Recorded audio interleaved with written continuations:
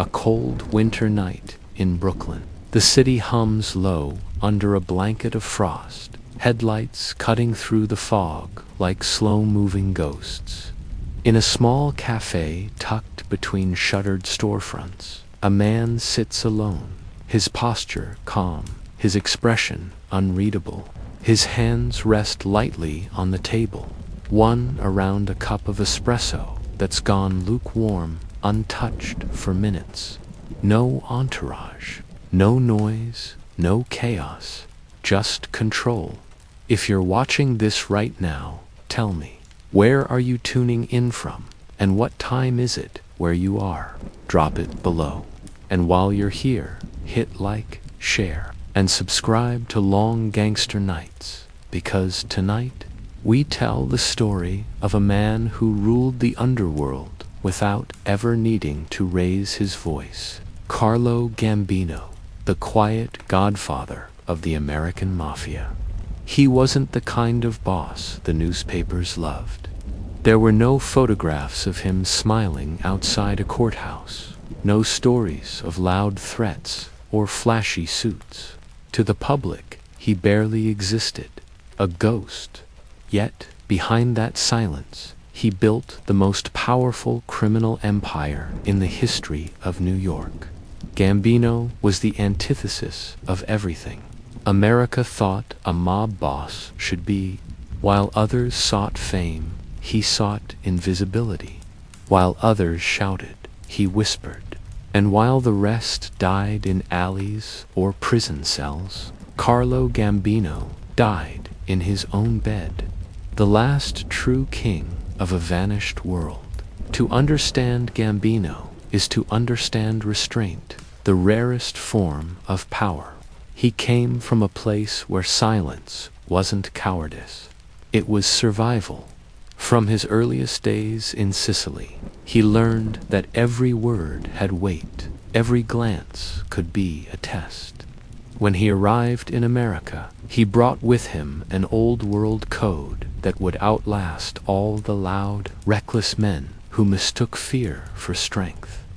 Brooklyn, in those years, was a furnace of ambition and violence. Every block was a battleground for territory, for honor, for the right to be remembered. The men who ruled it thought power came from the trigger of a gun or the crack of a fist. But Gambino knew better. He saw what they couldn't, that true power was patience, the ability to wait, to outlive, to let your enemies destroy themselves while you sat quietly in the corner.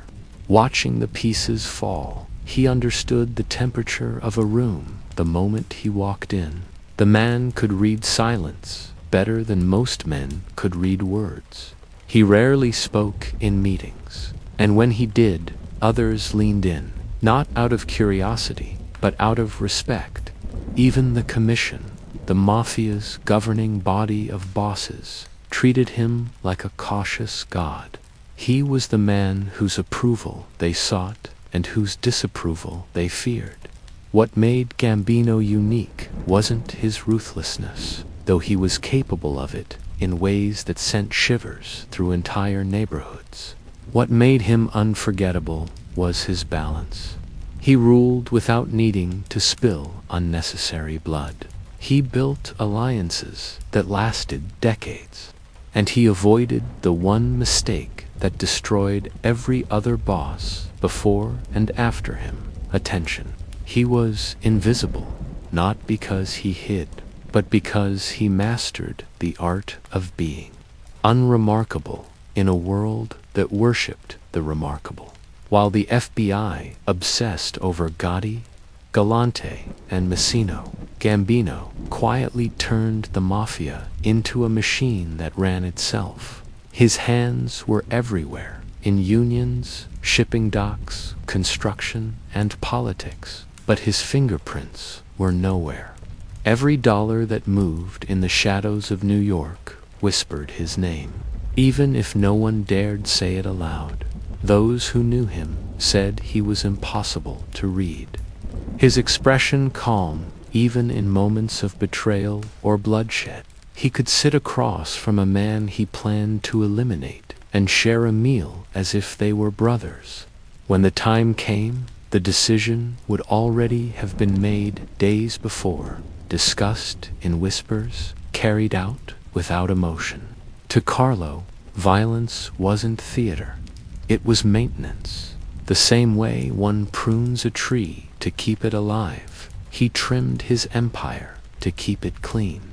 But perhaps the most haunting thing about Gambino was that he didn't seem to want the power he held, not in the way others did.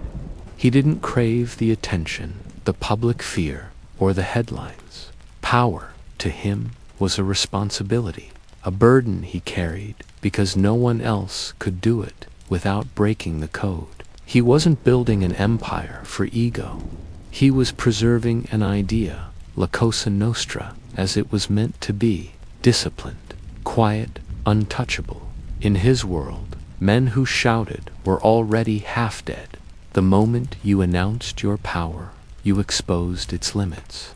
And so Gambino stayed silent, his empire humming like a perfectly tuned engine, while the rest of the underworld rotted from the noise. Even the law couldn't figure him out. They called him the Godfather, long before the movies made it mythic. But they couldn't find the evidence to bring him down. He didn't carry guns.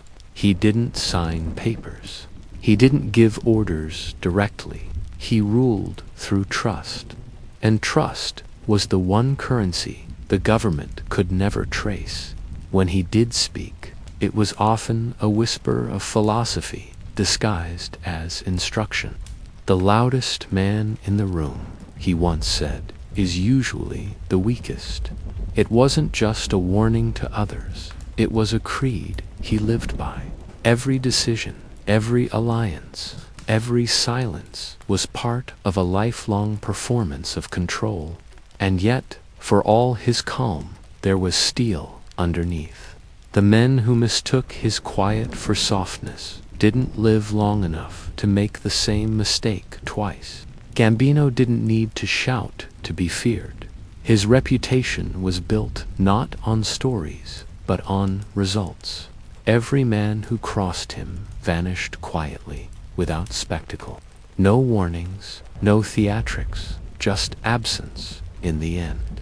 His power wasn't defined by how many lives he took, but by how many he controlled without ever lifting a finger.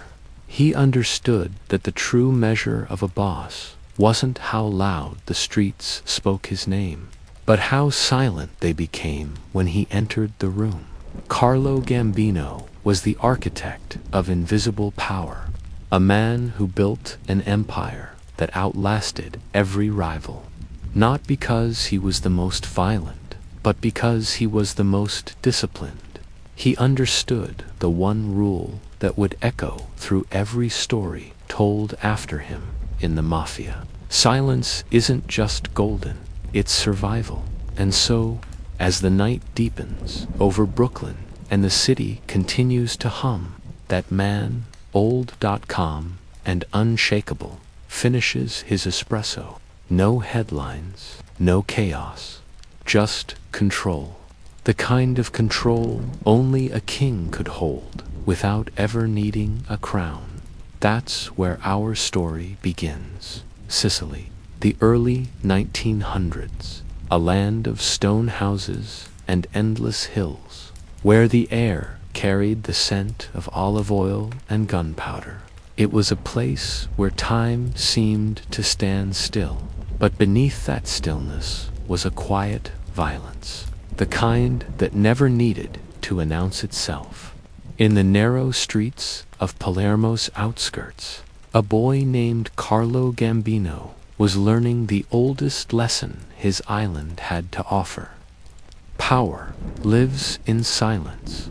Carlo was born into a world built on hierarchy, respect, and consequence. His family wasn't rich, but they carried a name that meant something. Not in the world of wealth, but in the world of men who understood codes. His uncles, cousins, and neighbors belonged to a structure older than any government, a network of men who answered to no one but each other. La Cosa Nostra, our thing. It wasn't spoken of, it was lived. In those Sicilian villages, a child grew up fast. There were no schools that could teach what mattered. The lessons were in gestures, in who spoke first, who stayed quiet longest, who was obeyed without question. Carlo learned early that a man's strength wasn't measured by the size of his voice, but by the number of men who listened when he didn't speak. At 12, he'd already seen things most men in another world wouldn't see in a lifetime. He'd watched disputes settled not with shouting but with nods, debts paid with favors, and betrayals answered not by rage but by disappearance. The Mafia of Old Sicily wasn't about glory, it was about order. It existed because the government was weak, because men needed protection when laws failed. It was justice by necessity, and power by precision. Carlo was a quiet boy, observant. Where other children played, he watched. Where others talked, he listened. His mother used to say that he could hear what people didn't say better than what they did. That gift, that patience, would become his greatest weapon. In a world where pride got men killed, Carlo Gambino understood humility was a shield. He saw how the men around him moved with purpose. No wasted steps, no careless words. Everything meant something. A handshake was a contract. A look could decide a life. He learned that to survive in a world ruled by suspicion, you had to become unreadable. A man whose face betrayed nothing, whose words revealed even less. By the time he was a teenager, the world around him was already shifting. Italy was in turmoil, its politics bleeding into its villages. Poverty grew, and opportunity shrank. For young men like Carlo, the promise of America glimmered like a distant salvation. There were stories, whispers of streets paved with gold, of power that could be taken, not inherited. But the men who went before him didn't go to America seeking peace. They went seeking control. Carlo's family had relatives who had already crossed the ocean, settling in New York's immigrant neighborhoods, places where Sicilian traditions had taken root in a new kind of soil. There, the Mafia wasn't just survival, it was business. The old codes met the modern world, and in that collision, new kings were born in 1921. When Carlo was barely 19, he boarded a ship to America under the name Vincenzo, part of a smuggled group of Sicilians seeking new fortune. He carried almost nothing with him, no money, no connections, just the lessons of his homeland. Keep quiet. Watch everything.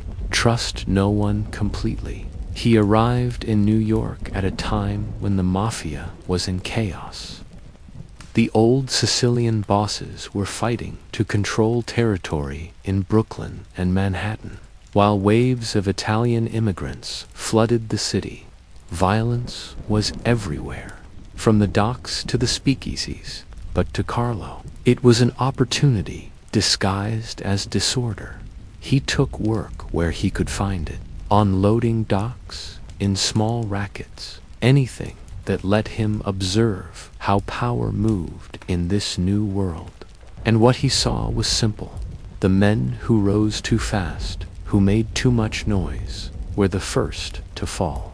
The real survivors were the ones who stayed unseen until it was too late to stop them. In the bars and back rooms of Little Italy, Carlo met men who would shape his future, and men who would one day fall by his hand. Among them was Salvatore Toto d'Aquila, one of the first mafia bosses in New York, who ruled his territory with quiet precision.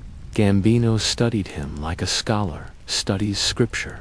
D'Aquila wasn't loud or flashy. He was deliberate, calm, and feared because no one ever saw him coming. That style of leadership imprinted itself deep in Carlo's mind. He wasn't interested in being the loudest or the most feared. He wanted to be inevitable, and to do that, he knew he had to be patient. The loud ones drew bullets. The careful ones drew respect. Even as a young man, his composure unnerved people. There were stories of Carlo sitting through heated arguments without saying a word, just watching. Then, when everyone else had exhausted their rage, he'd quietly say one sentence that ended the discussion entirely. That silence, that stillness, made men trust him and fear him all at once. The Mafia of the 1920s was brutal, unpredictable, and ambitious. The Sicilians were clashing with Neapolitans, Calabrians, and Jewish gangs over bootlegging profits. Prohibition had turned street thugs into millionaires overnight. But in the noise of it all, Carlo Gambino was a whisper, unnoticed, calculating, and rising quietly through the ranks of the Castellammarese faction, led by men who valued his kind of mind. He wasn't like the others. Where they saw fast money, he saw long-term structure. Where they killed for pride, he planned for decades. To him, the Mafia wasn't a business, it was a dynasty. It wasn't about what you could take, it was about what you could keep. And even then, those close to him began to realize, when others argued about power, he was thinking about legacy. When others fought for the corner, he was thinking about the city. When others chased fear, he chased respect. The seeds of the Quiet Godfather were already planted back in Sicily. The older men had told him, a man who can control his words can control the world. Carlo took that with him across the Atlantic, and in the dark alleys of Brooklyn, he would turn that lesson into an empire. He understood what few others did, that silence was not weakness. Silence was strategy. And for a boy who learned early that words could be weapons, the choice to stay quiet wasn't fear, it was mastery. Every move, every alliance, every betrayal yet to come would trace back to this truth he carried from Sicily. Power doesn't shout, it listens. The Atlantic was endless, gray, swollen, and indifferent. Somewhere between the old world and the new, a 19-year-old Carlo Gambino stood on the deck of a ship that carried more dreams than cargo. Around him were faces hardened by salt and hunger, men clutching rosaries, women holding children who wouldn't remember Sicily but would inherit its ghosts. The wind was sharp, the air metallic, and the sky hung low, as if warning every soul aboard. You may survive the ocean, but you'll never be free of what you bring with you. Carlo didn't talk much during the voyage. He didn't need to. His kind of silence drew people in, that calm stillness that made others feel like he already knew what they didn't. When the other young men played cards or sang to drown out the boredom, he simply sat near the stern, watching the sea and thinking. He wasn't running from Sicily. He was running toward something, opportunity, structure, control, the kind of power his island had taught him to revere but never truly gave him. He thought about his father, about the men who whispered late at night in the kitchen when they thought he was asleep. He'd heard words like honor, vendetta, obligation. He'd seen how men disappeared, how wrongs were settled, not in courts, but in quiet fields. Sicily had shaped him, not with wealth or education, but with rules written in blood. but America. America was supposed to be the land where a man could build something from nothing, where the codes of the old world could find new soil to grow in. And Carlo, small, silent, calculating Carlo, would become their most perfect gardener. When the ship finally docked in New York Harbor, the passengers pressed against the rails to see the skyline. The Statue of Liberty gleamed faintly through the fog, and people wept openly. But Carlo didn't weep. He just stared. The sight wasn't freedom to him, it was strategy. So this is where the game begins, he thought. The others saw hope. He saw an opportunity. He disembarked with a small satchel and a false name. Vincenzo, his cousin's identity, used to slip past the quota restrictions. The moment his shoes hit the dock, the noise of America swallowed him whole. The shouts of dock workers, the hiss of trains, the stink of fish, sweat, and ambition. It wasn't beauty that welcomed him. It was chaos. And Carlo thrived in chaos. He followed a cousin's directions to a tenement in Brooklyn's Navy Yard, where the air was thick with coal dust and desperation. Every block was a different world. Irish, Jewish, Italian, each fighting for space, respect, and survival. Immigrants lived stacked on top of each other. Entire families sharing one room, every meal stretched thin as hope. For most men, it was crushing. For Carlo, it was clarifying. This was the jungle, and he already knew the rules. He worked his first job unloading crates at the docks, his back breaking under the weight, his hands raw. But even then, he wasn't just working, he was watching. He saw which men controlled the jobs, which foremen took bribes to give shifts, which gangs controlled the piers. He noticed how money moved quietly from the envelopes in dock workers' hands to the pockets of men in better suits. In Sicily, power was local and personal. Here it was systemic, a machine. And Carlo understood machines. He began associating with other young Sicilians from the Castellammarese townships, men loyal not by contract, but by bloodline and heritage. Among them, whispers of old country names floated in the air like sacred scripture. Maranzano, Bonanno, Lucchese. These weren't just men. They were blueprints for empires. And as Carlo listened, always listening, he realized something that would define his life. In America, the mafia wasn't survival anymore. It was industry. Night, in the cramped tenement kitchens, men would sit over wine and bread, telling stories of the bosses back home, how honor worked, how revenge was balanced with loyalty. Carlo spoke little, but when he did, his words carried weight. Even the older men stopped to hear him. "This country," he said one evening, "is different. Here, everyone wants to be the boss. The trick isn't to fight for it. It's to let them fight and walk over what's left." He was 19, but his tone made him sound like 50. That night, a man named Salvatore D'Aquila, one of the early power brokers of the Sicilian underworld in New York, took note. D'Aquila liked quiet men, men who didn't need to prove themselves with noise. He gave Carlo small tasks, delivering messages, running errands, collecting money from bookies who owed. It was low-level work, but to Carlo, it was a study in human nature. Every door he knocked on, every hand he shook, every lie he heard became a lesson. He wasn't earning money. He was earning understanding. By the mid-1920s, New York was bleeding from Prohibition's veins.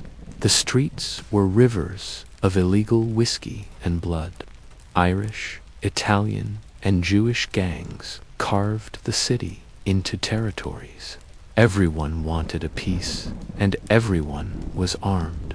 The underworld was booming, not because of crime, but because of opportunity disguised as lawlessness. And in the midst of that chaos, Carlo Gambino remained almost invisible. He didn't own nightclubs.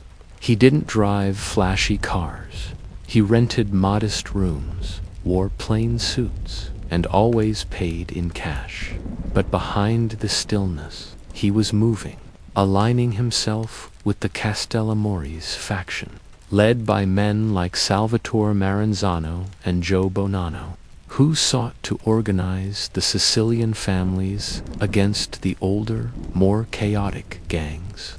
The stage was being set for what history would call the Castellammarese War, a bloody struggle for control of the American Mafia. And though he was still young, Carlo was already thinking several moves ahead. He saw what others didn't. That the Mafia's problem wasn't competition, it was pride. Every boss wanted to be king. Every soldier wanted to be feared. It was all noise. Carlo understood something simpler. Kings didn't need to be seen.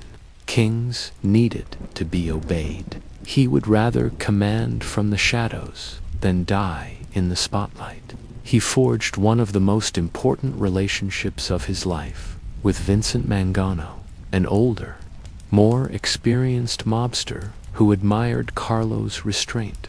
Mangano brought him into his circle, the Brooklyn Docks operations that would later evolve into the Gambino family itself. The young immigrant had found his footing, not through violence, but through discretion. He made himself indispensable by never being the problem, only the solution. Carlo's rise was subtle, like water eroding stone. He didn't take power, he absorbed it. When rival crews fought over bootlegging routes, he negotiated quiet truces. When money went missing, he found it without assigning blame. When tempers flared, he listened until men talked themselves into obedience. He was, even then, a master of invisible authority, a man whose silence made others confess, whose calm made others kneel.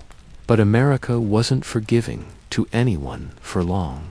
The Castellammarese War erupted in full fury by 1930, a civil war within the Mafia itself, pitting Maranzano and his allies against Joe the Boss Masseria, who ruled the old guard with an iron hand.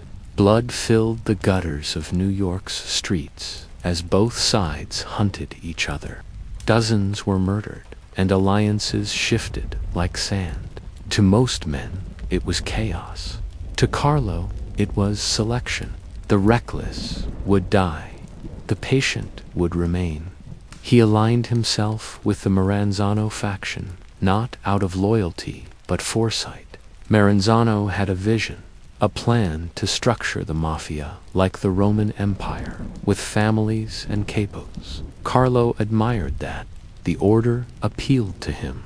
But even more, he admired a young Sicilian on the rise within the Maranzano ranks, a man named Charles Lucky Luciano. Luciano was ambitious, ruthless, but modern. He saw what Carlo saw, that the Mafia couldn't survive as a medieval kingdom. It had to become a corporation. Luciano noticed Gambino's quiet intelligence and began to use him as an intermediary. The two were opposites in personality, but twins in understanding. Luciano was the storm. Gambino was the tide. One broke through walls. The other waited until the walls eroded themselves.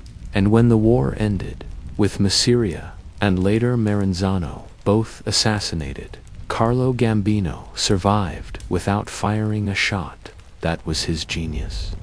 He let the loud men die first. When Luciano and his allies formed the commission, The governing body of the American Mafia, Gambino, was still a small figure in the hierarchy, but already respected as a man who never made mistakes. His loyalty to Mangano and his ties to the Castellammarese Sicilians positioned him perfectly for the future. While others celebrated the new order, Carlo simply nodded. For him, survival wasn't victory. It was just the beginning. Through the Great Depression and into World War II, Gambino stayed under the radar. While other gangsters went to jail, got indicted, or ended up in tabloids, he remained a ghost. He built his money through quiet rackets, shipping, construction, unions, never drawing attention. His name rarely appeared in police files, and when it did, it was misspelled. Reporters didn't even know what he looked like. That was by design. He became known among his peers as Don Carlo, not out of ceremony, but respect. He was the kind of man who could sit in a room full of killers and make them lower their voices. He didn't raise his hand unless it was necessary, and when he did, people vanished without noise, without rumor. The law feared what they couldn't see, and they could never see him. Decades later, men would look back and realize that Carlo Gambino didn't just survive the immigrant wars, he outlasted them. He came from nothing, crossed an ocean, and built an empire on one philosophy: that power doesn't come from fear or fame, but from patience. Every man he met, every favor he granted, every silence he kept was part of a web he spun slowly, deliberately, over half a century. He understood something few men ever do, that time itself is a weapon.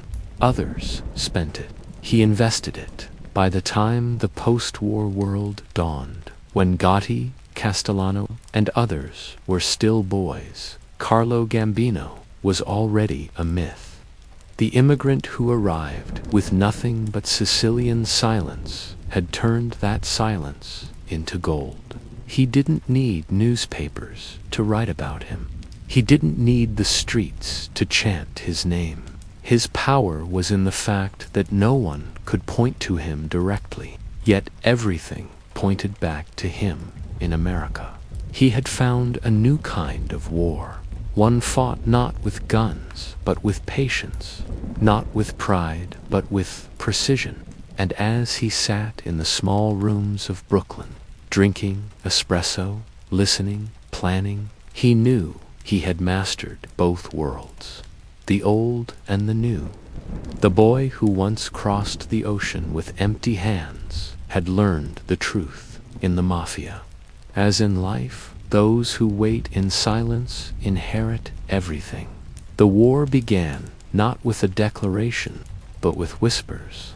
In the narrow alleys of Little Italy and the smoky bars of Brooklyn, rumors spread like infection that Joe the Boss Masperia, the old guard Sicilian king of New York, was losing his grip. Those new men, younger, hungrier, smarter, were tired of bowing to a man who believed loyalty was fear and power was noise.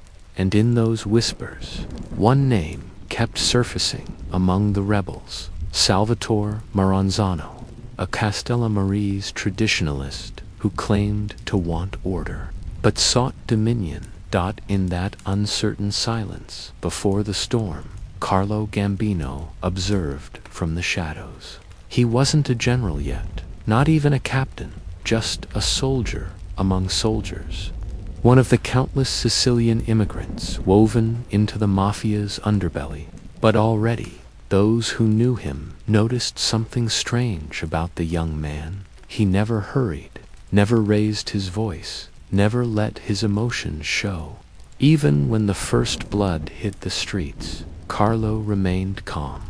Watching the tides of violence rise like a tide he already understood would one day recede. By the early 1930s, New York was drowning in its own ambition. The Castellammarese War wasn't just a power struggle, it was a reckoning.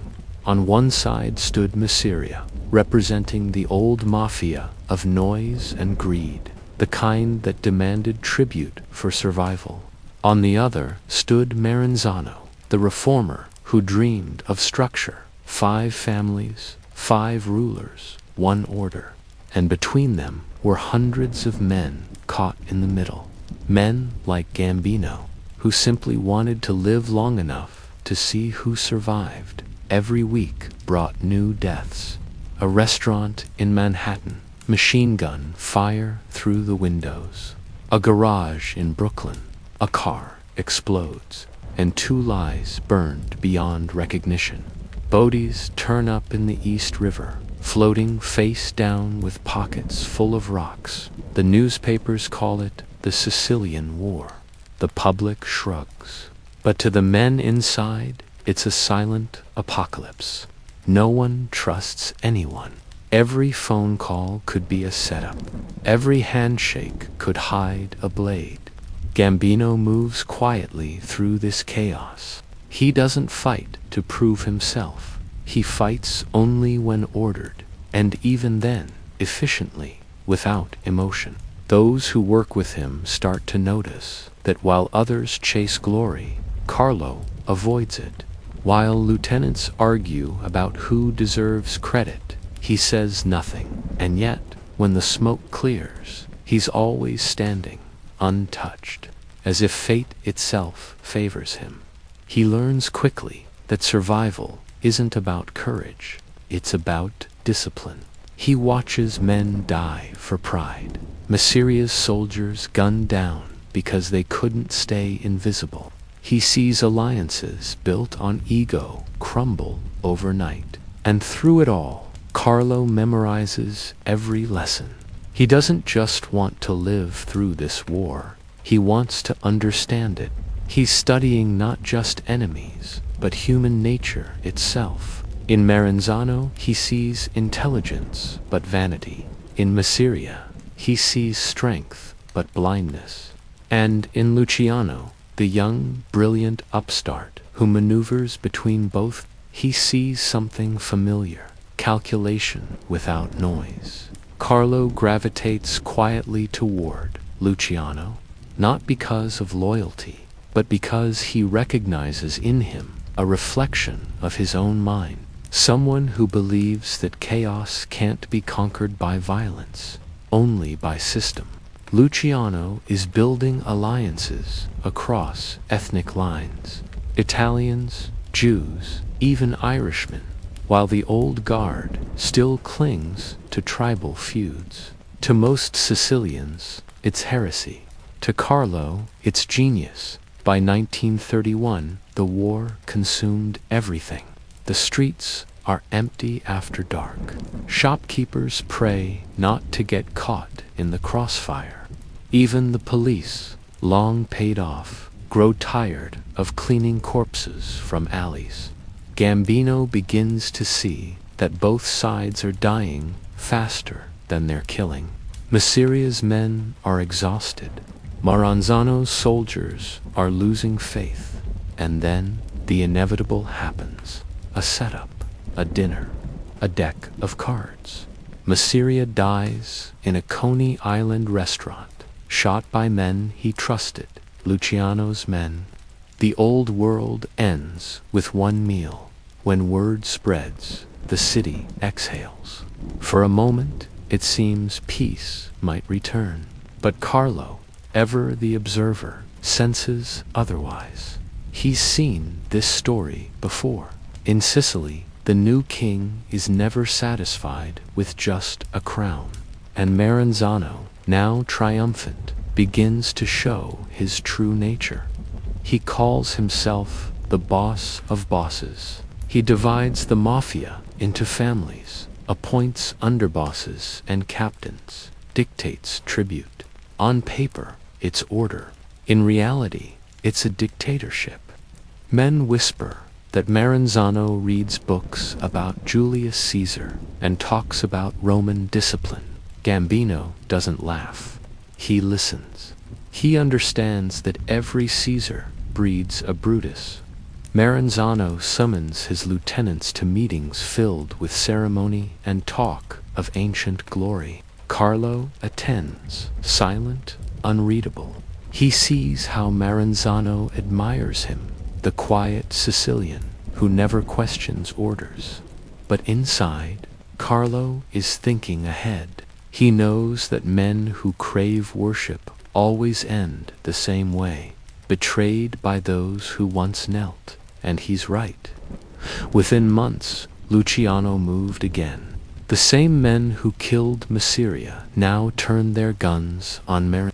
In September 1931, the self-proclaimed Caesar of the underworld was found, stabbed, and shot in his own office. His dream of empire ending in silence. The Castellammarese War is over. The blood dries. The survivors take stock. Out of hundreds, only a few remain standing. Luciano now leads the underworld with a new philosophy. No more bosses of bosses. No more chaos. Just 5 organized families under one commission. And among the quiet survivors in the background, one name is whispered with respect: Carlo Gambino. He has killed no legends, made no headlines, but his value is undeniable. He's loyal without being servile, cautious without being cowardly. In a world that rewards violence, Carlo has mastered invisibility. He's learned that in the Mafia, power isn't seized, it's inherited through patience. In the aftermath, when men scramble to claim new territories, Carlo waits. When Luciano consolidates power, Carlo supports. He builds relationships quietly with Mangano Anastasia and other emerging figures who would later define the next era of the American Mafia. But even as the dust settles, he remembers every corpse, every betrayal, every silence from the war. For him, the lesson is eternal. Power doesn't belong to the loud or the brave. It belongs to those who understand when not to act. The Castellammarese War had burned through 2 generations of gangsters, destroying kings and soldiers alike. But for Carlo Gambino, it was a baptism by blood, the crucible that turned a quiet immigrant into a strategist, a survivor, and, one day, a ruler. He had seen the Mafia reborn in violence. He had seen men die for pride. And in the ruins, he had found his creed, the belief that silence, patience, and control would always outlive chaos. From that moment forward, Carlo Gambino would never rush, never boast, never expose himself to the spotlight. He had learned that the deadliest men in the room were the ones who never needed to prove they were. When the smoke of the Castellammarese War finally cleared, the old Mafia had died with it. In its place stood a new order, sleek, modern, and dangerously efficient. At its head, Charles "Lucky" Luciano, a man who had turned treachery into architecture. Luciano didn't just win the war, he rewrote the rules. No more boss of bosses. No more Sicilian feuds or blood oaths that led to endless vendettas. He built a system, the commission, where the families would operate like corporations. Disputes would be settled in meetings, not massacres. It was the beginning of the modern American Mafia, and in the quiet background of that transformation stood Carlo Gambino, the man who listened more than he spoke to most of the world. Gambino was still just another soldier, a reliable man working under the Mangano family, keeping to Brooklyn, collecting envelopes, running gambling houses. But to those who mattered, Luciano, Costello, Genovese, he was something more, a man who understood the language of power without words. Luciano admired that. In a world full of hotheads and egomaniacs, Gambino was an anomaly, calm, unthreatening, invisible. When he gave his word, it stayed given. When he spoke, it was because something needed to be said. Luciano once told an associate, "Carlo's the kind of man who waits for everyone else to drown before he crosses the river." It wasn't an insult. It was respect. The 1930s were a decade of realignment. Luciano's New York underworld became a machine. Every family with its own piece of the pie, every capo expected to follow the rules. And as that structure took shape, Gambino absorbed everything from Luciano. He learned structure, how to build a system that could outlast its leaders. From Frank Costello, he learned politics, the art of making friends in high places, from mayors to judges to senators. Costello showed him that real power wasn't in bullets, but in influence. And from Vito Genovese, he learned ambition, though he also learned to fear it.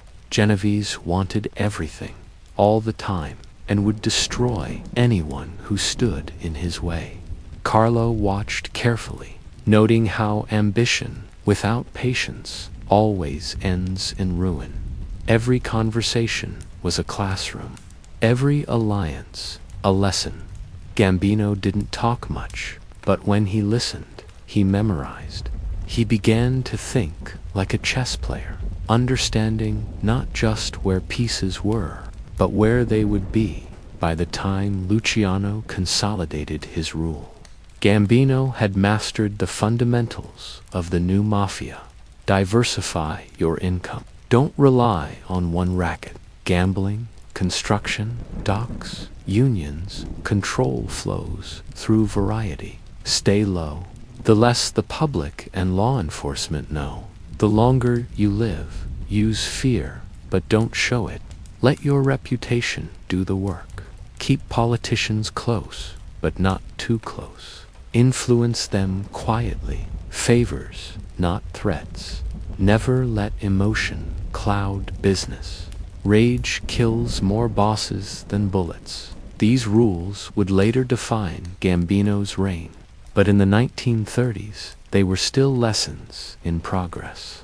He was building himself like a man builds a house, slow, deliberate, brick by brick, but even great architects fall. By 1936, Lucky Luciano was on trial, hit by Special Prosecutor Thomas E. Dewey for compulsory prostitution charges. It was a politically engineered takedown, designed to show the government could still cage the untouchables.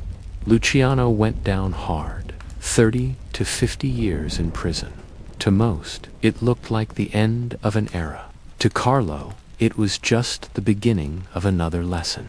He watched as Costello took over the day-to-day operations, turning the family into a business empire disguised as legitimate enterprises. He watched as Genovese, ever the vulture, began plotting to seize control, and fled to Italy when things got too hot. Through all this chaos, Gambino didn't pick sides. He didn't raise his voice or his hand. He simply kept working, quiet, consistent, and indispensable, while others fought over Luciano's throne. Carlo focused on one thing, positioning himself where everyone needed him, but no one feared him. Officially, Gambino remained a loyal soldier in the Mangano family, which controlled Brooklyn's docks and waterfront.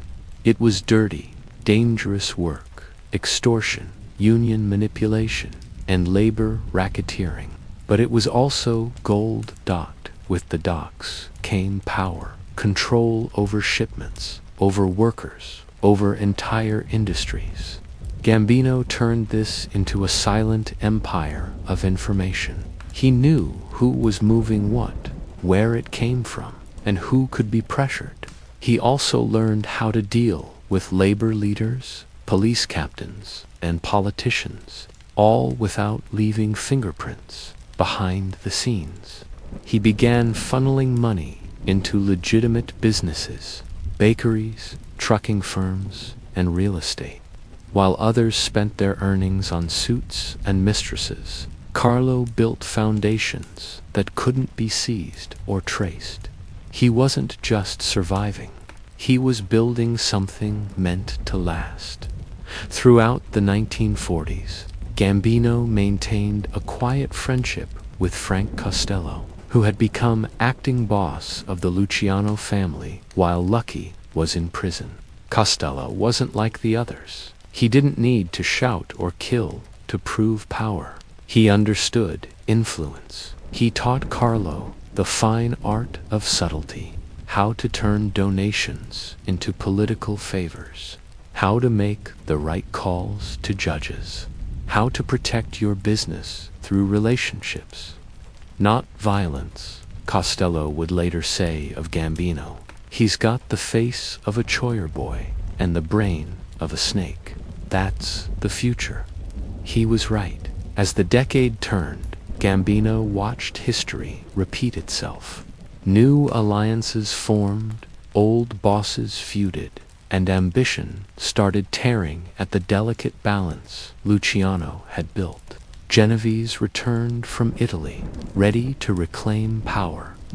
Anastasia, Gambino's own boss in the Mangano family, began acting unpredictably, violent and reckless. Gambino, once again, stayed silent, but his mind was always turning. He'd seen wars before. Castellammarese had taught him that no one wins them. He knew another bloodbath was coming, and when it did, he was determined to emerge, not as a survivor this time, but as the one left in control. By the 1950s, the Luciano era had ended, but its philosophy lived through men like Gambino. The Mafia was now a multinational machine, heroin from Europe, unions in America, money laundering through legitimate fronts. And while others chased fame or fought turf wars, Carlo Gambino remained the same quiet, constant, invisible yet essential. He had learned from Luciano how to build an empire. He had learned from Costello how to keep it, and he had learned from the Genovese how not to destroy it. Every word, every move, every silence was a calculated step toward something greater. In the Mafia's long history, few men ever mastered the game. But by the time the Luciano generation began to fade, everyone in New York already knew Carlo Gambino wasn't just another player. He was the future, the quiet architect of a new kind of power. By the early 1950s, New York's underworld was in constant motion and constant collapse.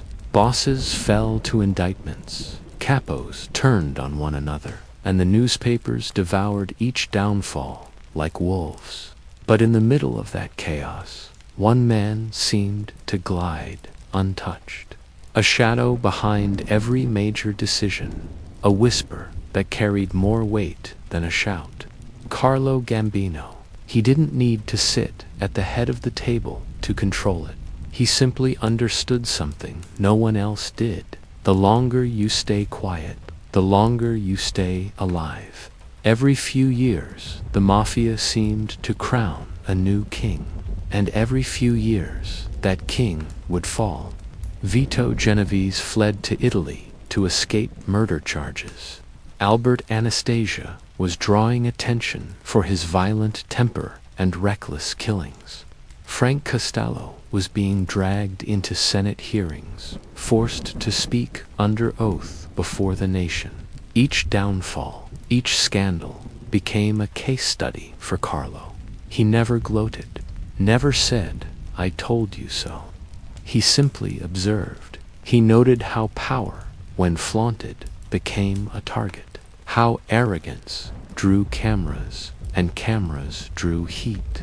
How greed made men forget that the true enemy was never the police or the press. It was ego.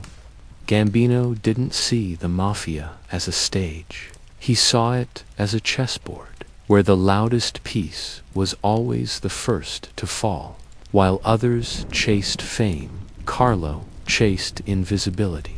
He didn't host parties or appear in newspapers. He didn't wear expensive suits or drive flashy cars.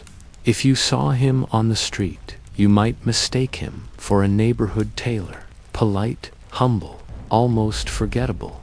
That was the point. His empire grew quietly, rooted in patience and calculation. He built relationships in the docks, in trucking unions, in construction firms.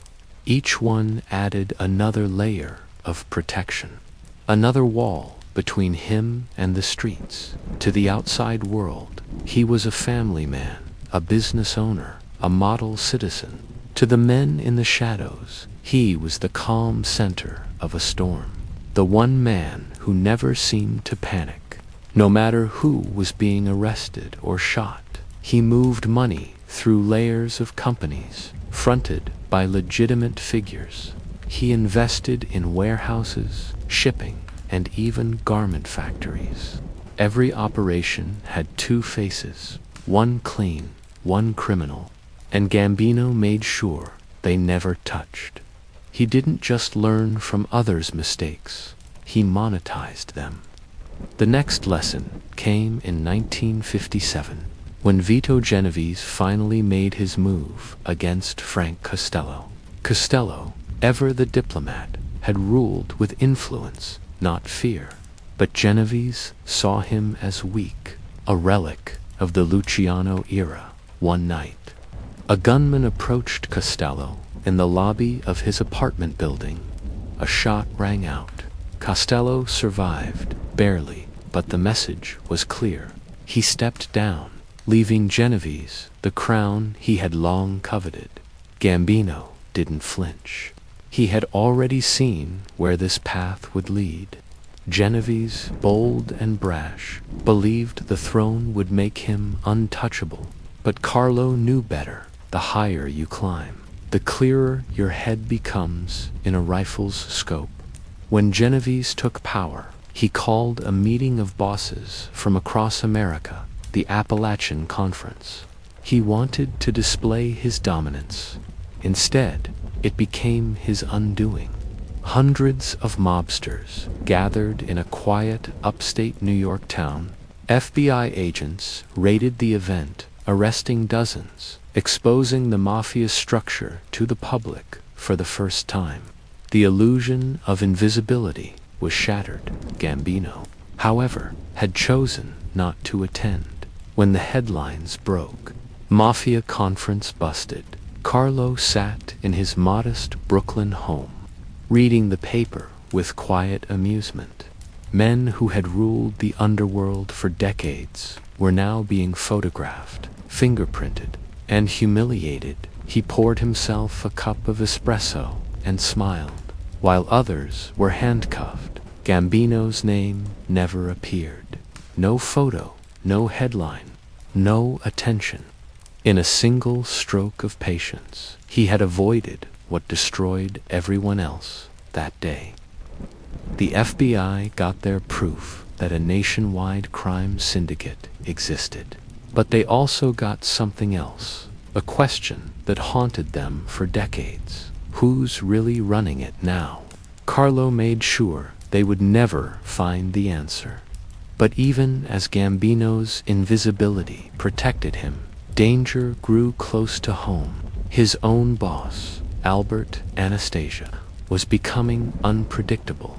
Anastasia was everything Carlo wasn't: volatile, violent, and theatrical. They called him the Lord High Executioner, the man behind Murder, Inc. He loved blood more than business, and he ruled through fear. To outsiders, it worked. But to Gambino, it was suicide. Anastasia's killings were drawing too much attention. His name was on the lips of reporters, politicians, even senators. The FBI called him one of the most dangerous men in America. And in the world Carlo was building, attention was the greatest danger of all. So, as he had always done, Gambino waited.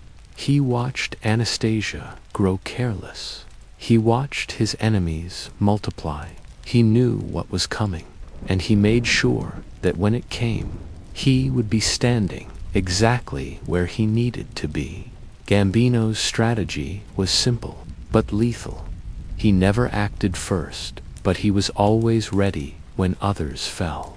He didn't start wars. He inherited victories. When the commission finally turned against Anastasia, Gambino didn't need to lift a gun. He simply nodded. In October 1957, as Anastasia sat in a Manhattan barbershop, two men entered. They raised their pistols and opened fire. The boss of the Mangano family was dead before he could reach for his gun. The newspapers exploded with headlines. Mob boss slain in barbershop. But Gambino, true to form, stayed in the background. He had become the quiet beneficiary of another man's downfall by the end of that year. Carlo Gambino had emerged as the most respected figure in the New York Mafia. He didn't shout, he didn't announce himself, but every man in the underworld knew the real power had shifted. He was the bridge between the old world and the new. Sicilian discipline fused with American practicality. He didn't need armies of killers or celebrity headlines. His weapon was patience. His fortress was silence. While others built empires with noise, Gambino built his with whispers. He had mastered the art of survival, the ability to thrive in a world where every friend could be an enemy tomorrow, and every success could invite destruction. He wasn't just a boss waiting. He was the strategist, the silent architect of what the Mafia would become, and soon the seat at the head of the table would be his. The city was never quiet, not even on the days it should have been. Manhattan in the fall of 1957 carried that peculiar kind of chill that seeps into bone and concrete alike. The streets were slick with rain, taxis hissed past, and in the small hours of a Wednesday morning, one of the most feared men in America stepped into a barbershop for what would be his last shave. Albert. Anastasia had ruled his world through fear. He was the thunder of the underworld, the man who made even killers nervous. His rise was paved in blood. Every killing had his signature, loud, theatrical, unmistakable. To him, murder was an act of order, not chaos, and anyone who disobeyed his rule learned that lesson fast. For years, he had been both a shield and a sword for the Mafia, the muscle behind their silent politics. But now he had become a problem, not for the police, not for the press, but for his own kind. The old code had no room for spectacle, and Anastasia had become exactly that, a spectacle in a world built on shadows. Carlo Gambino understood this better than anyone. He had served under Anastasia long enough to know his strengths and his weaknesses. Anastasia had loyalty, but it was loyalty built on fear, and fear never lasts. He commanded with fury, but he failed to notice how his rage eroded the foundation beneath him. Gambino, quiet and calculating, had been watching, waiting, measuring. He had no ambition to overthrow his boss, not in the way the loud men did anyway. Carlo's kind of ambition was silent, patient, almost invisible. He believed power was not something you took. It was something that fell into your hands when others lost control of theirs. and Anastasia was losing control fast. His violence had drawn too much attention. Judges, senators, even the president's men whispered his name. The newspapers painted him as the face of organized crime, and to Carlo, that was poison. No man survived long when the government started saying his name out loud. Worse still, Anastasia had begun ignoring the commission, the council of bosses who balanced the mafia's fragile peace. He killed without approval, disrespected boundaries, and saw himself as something more than a boss. In a world built on equality among killers, that was the most dangerous delusion of all. By late October, the whispers became inevitable. Meetings happened quietly, in dim rooms with thick curtains and thicker cigars.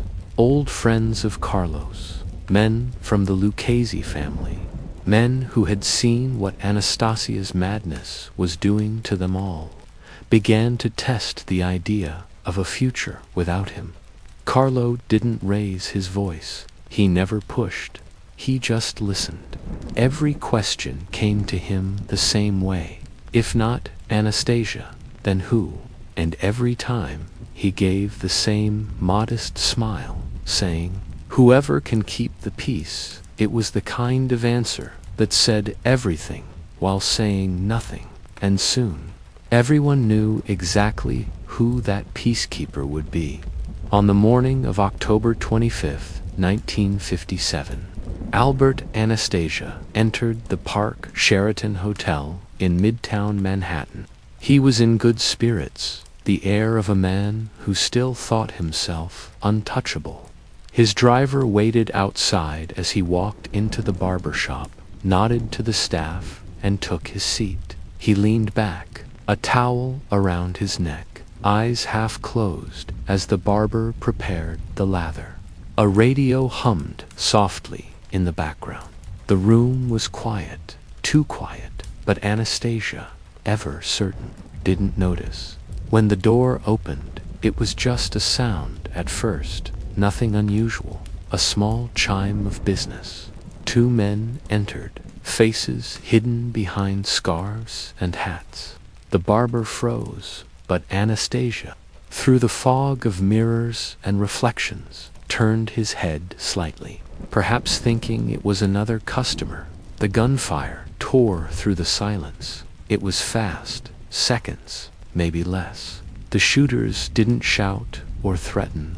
They moved with precision, their shots cutting through the air like punctuation marks at the end of an era. Anastasia tried to rise, instinctively lunging at his own reflection, thinking his killers were in the mirror. But he was already dead before he hit the floor. The men vanished as quickly as they came by the time the police arrived. All that was left was chaos, the shattered mirror, the echoes of gunfire, and the still body of a man who once ruled the underworld. His towel, still draped around his neck, was soaked crimson. His cigar burned out beside him, smoke curling upward like a final insult from fate. The news hit New York like thunder. "Mob boss slain in barbershop," screamed the front pages. Reporters swarmed the Park Sheraton, cameras flashing, cops shouting at the crowds. For days, the city buzzed with theories. Some said it was the commission. Others blamed rivals. A few even whispered about betrayal from within. But those who knew, those who truly understood the rhythm of the streets, saw the pattern clearly. The man who had always stayed silent, the one who never made a move without patience and reason, had finally moved. Carlo Gambino had stepped out of the shadows, not with blood on his hands, but with the calm certainty of a man who had simply allowed nature to take its course. He didn't celebrate. He didn't boast. When asked by one of his closest men if he felt any satisfaction, he replied only, He forgot the rules. The rules never forget. And with that, a new chapter began. The underworld was in shock, but it was a different kind of shock. Not the chaos of panic, but the silence of understanding. Every capo, every soldier, every street hustler knew what had happened without anyone having to say it out loud. The commission didn't need to announce it.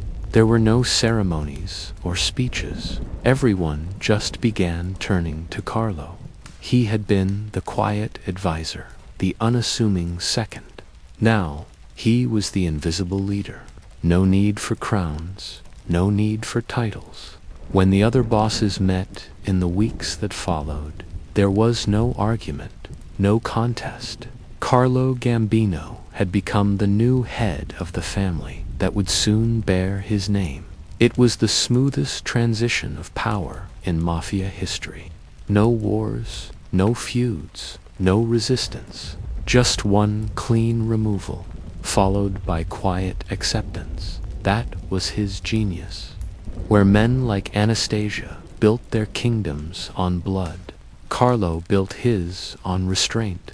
He ruled not through fear, but through respect. He didn't need to threaten his subordinates.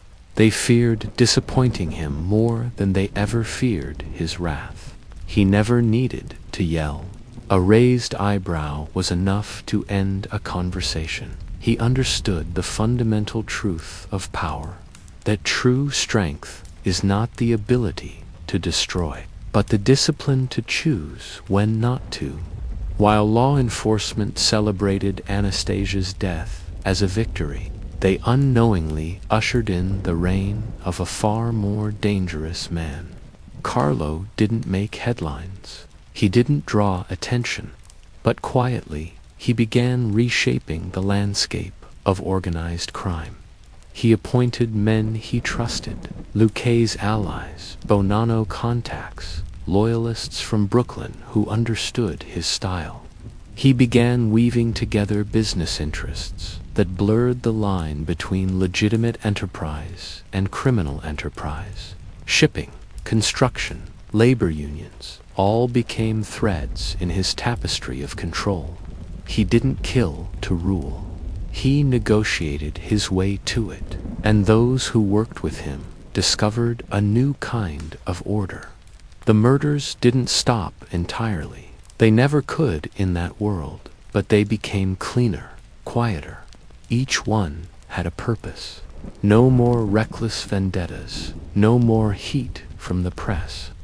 The FBI's attention drifted elsewhere, to the louder families, the ones still making noise in silence. Gambino grew untouchable.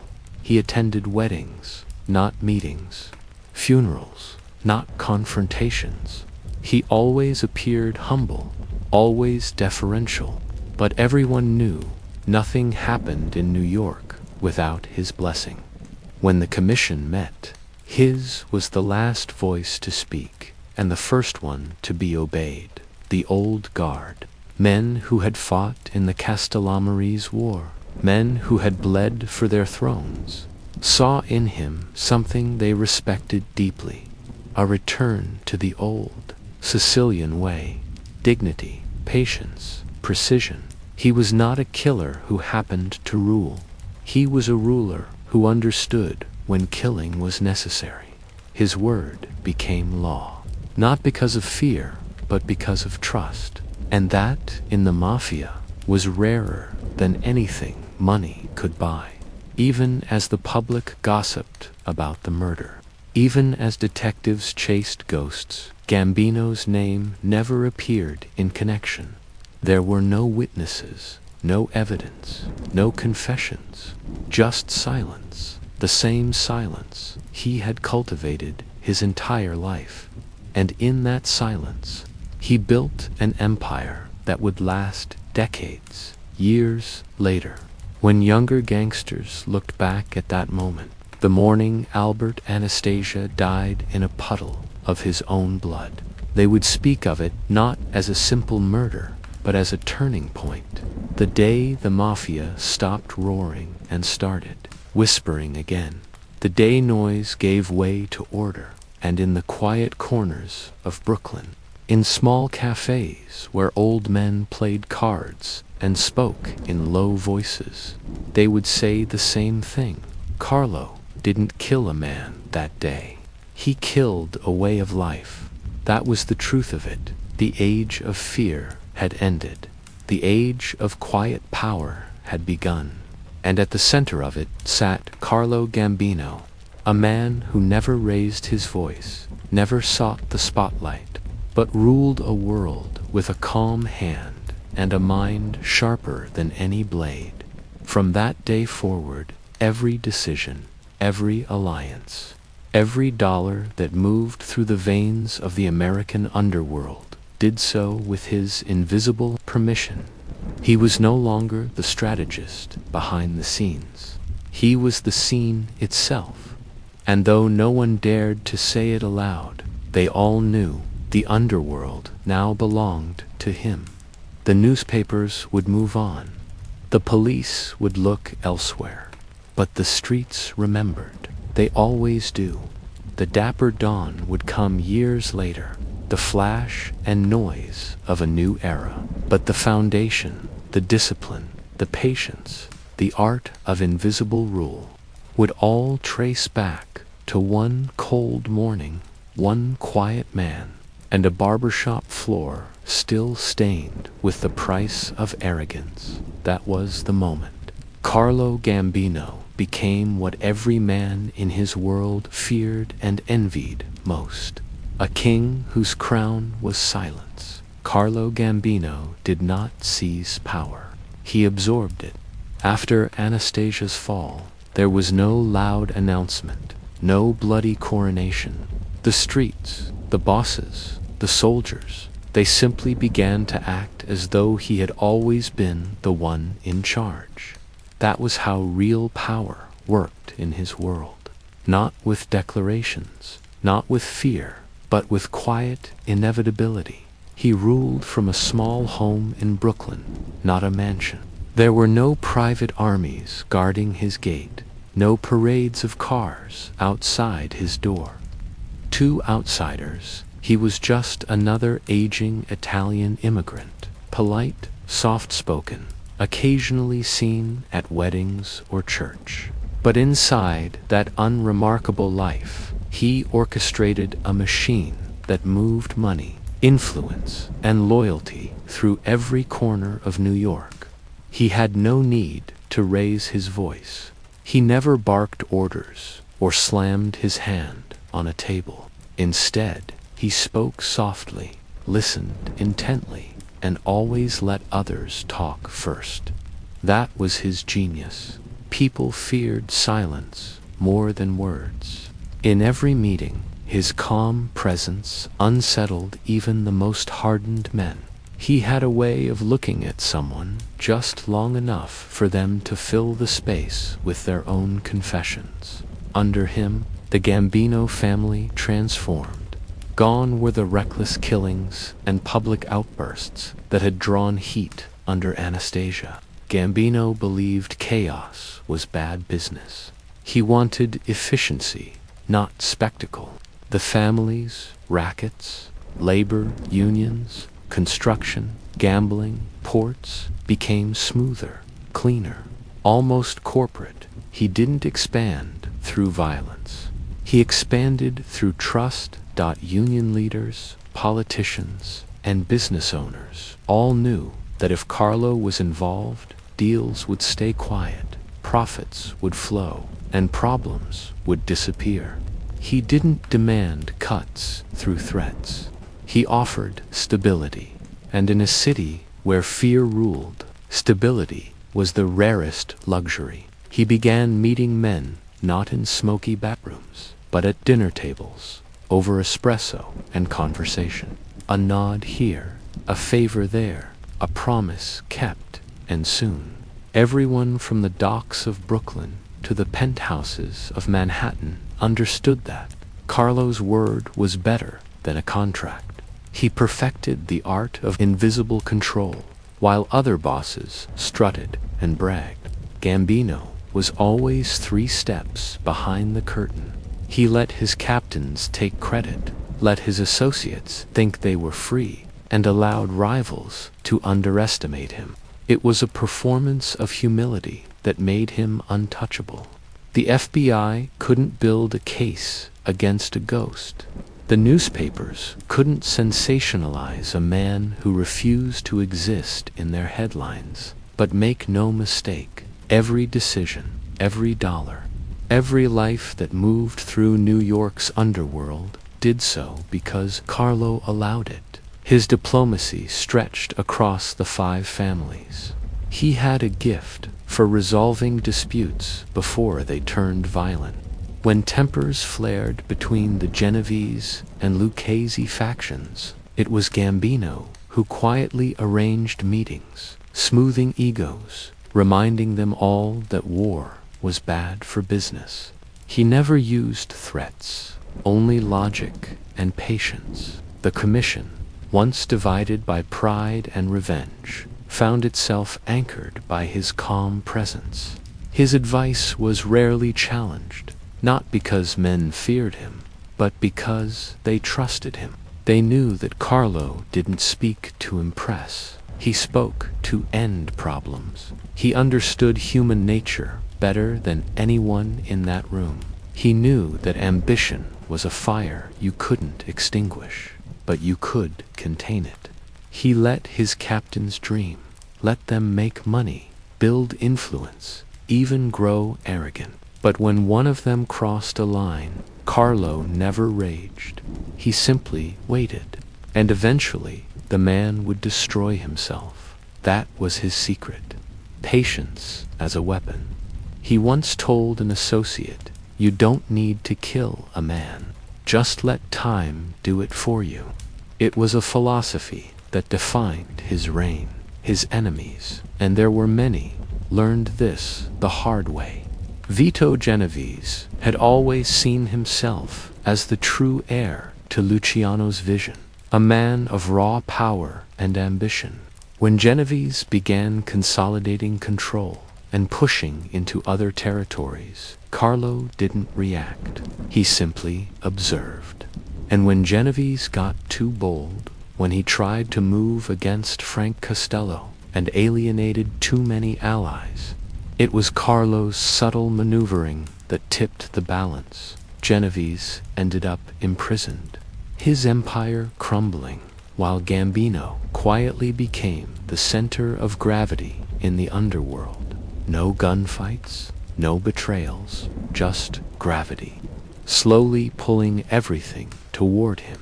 He became the Quiet Godfather, the one everyone respected, even if they didn't fully understand him. In a world obsessed with fear, Carlo built his rule on something far more enduring: predictability.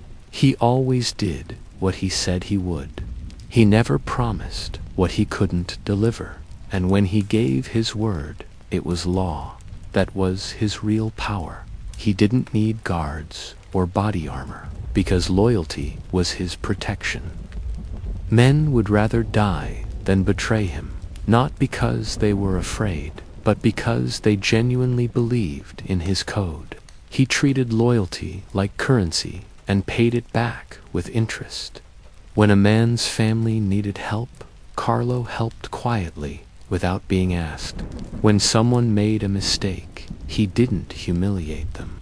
He corrected them. He understood that fear fades, but gratitude lasts forever. His inner circle reflected his philosophy: disciplined, composed, loyal. Men like Paul Castellano, his cousin and future successor, learned under him how to merge business with crime, to turn street power into structured profit. Every decision was calculated to preserve longevity, not glory. To Carlo, the Mafia was not about violence. It was about control. He viewed it as a system, a hierarchy of order designed to bring stability to chaos. He despised recklessness, and he believed that the real strength of a man was measured by how much of himself he could restrain. He once said to a young capo, over dinner, "If they fear your silence, you have already won." And they did fear his silence. The FBI, frustrated by his invisibility, began referring to him as the Phantom Don. They knew he controlled vast territories, from unions to trucking, from construction to gambling. But they couldn't find a single recording, a single witness, a single piece of evidence tying him directly to a crime. He was everywhere and nowhere. His fingerprints were on everything, but he never touched anything himself. Meanwhile, the other families envied his serenity. Bosses like Joe Colombo courted headlines, holding public rallies, pretending to be community heroes. Gotti would later strut in tailored suits decades later. But Gambino, he was the opposite of spectacle. He wore plain clothes, spoke softly, avoided cameras. When photographers tried to catch him, he simply turned away, as though their existence didn't matter. That was his strength. He didn't need recognition to prove his power. By the mid-1960s, his empire stretched quietly across New York. Ports, construction companies, unions, all funneled money upward, each layer of the pyramid unaware of the full picture. He turned corruption into a science. City contracts went through his channels. Politicians made deals without ever realizing they were part of his web. And his name was never spoken. Above a whisper, he even managed to make peace profitable. When smaller families bickered or territory disputes erupted, Carlo mediated. He didn't take sides. He took percentages. By the end of each dispute, both sides were paying tribute to him, and they didn't even resent it. That was his charm. He could make men think surrender was their own idea. The public, meanwhile, had no clue. Newspapers were filled with stories of flashier dons, the ones who made noise. The authorities were chasing ghosts and headlines, missing the quiet man sitting in a modest Brooklyn home, who ran the city like a silent conductor. His rule was not marked by explosions or assassinations, but by an eerie calm, the calm of total control. He perfected the old code. Omerta, silence, honor, loyalty was not just a rule to him, it was a philosophy. He lived it so completely that his own family often didn't know the extent of his power. Even his wife, Catherine, rarely asked questions. She once said, "Carlo just went out, did his business, and came home for dinner." That was the secret, to make the extraordinary seem ordinary. He aged gracefully into his power. The older he became, the more untouchable he grew. He avoided hubris, the one weakness that had destroyed so many before him. He didn't chase luxury or fame. His pleasure came from endurance, from knowing he had outlived them all. And perhaps that was his ultimate triumph. He turned invisibility into immortality. When others sought glory, Carlo sought peace. When others made history with bullets, he made it with patience. The streets still whispered his name, but never loudly. Even decades later, old men in Brooklyn would say it the same way, softly, almost reverently, Don Carlo. Because, in the end, he was more than a man. He was an idea. The idea that in a world of noise and arrogance, the one who listens longest, waits longest, and strikes last, rules forever. That was Carlo Gambino's empire. Not built on fear, not built on fame, but on the oldest kind of power there is, the kind you never have to show. By the late 1960s, Carlo Gambino was not just the head of the most powerful mafia family in New York. He was the quiet center of the entire American underworld. The streets had changed, the faces had changed, but the man at the top remained the same, reserved, patient, and untouchable. Where others ruled with rage, Gambino ruled with rhythm, a calm, steady pulse that kept the five families in uneasy harmony. The Commission, that invisible table where America's most powerful mob bosses met, had once been born out of chaos. It was Lucky Luciano's vision, a way to end the senseless wars that had nearly destroyed them all in the 1930s. But over time, the Commission became just as unstable as the men who ran it. Every boss wanted to be first among equals. Every deal carried the weight of 1,000 grudges. Until Gambino took the chair, he never demanded the title of chairman. He never called himself a king. He didn't need to. The moment he walked into the room, the noise died down. His presence carried a gravity that settled disputes before they started. Everyone knew that if Carlo spoke, it was because he had already thought 3 moves ahead. He didn't shout to make his will known. He simply was the will. Lucchese trusted him. Colombo respected him. Even the volatile Genovese faction learned that crossing him was suicide, not because Carlo would send a hit, but because he would erase your connections, dry up your income, and let your power quietly starve to death. That was his style, a slow suffocation that left no evidence, only silence. Every major decision in the underworld passed through his quiet approval. When labor rackets needed new leadership, Carlo decided who would get the job. When territory lines blurred, he redrew them with a word.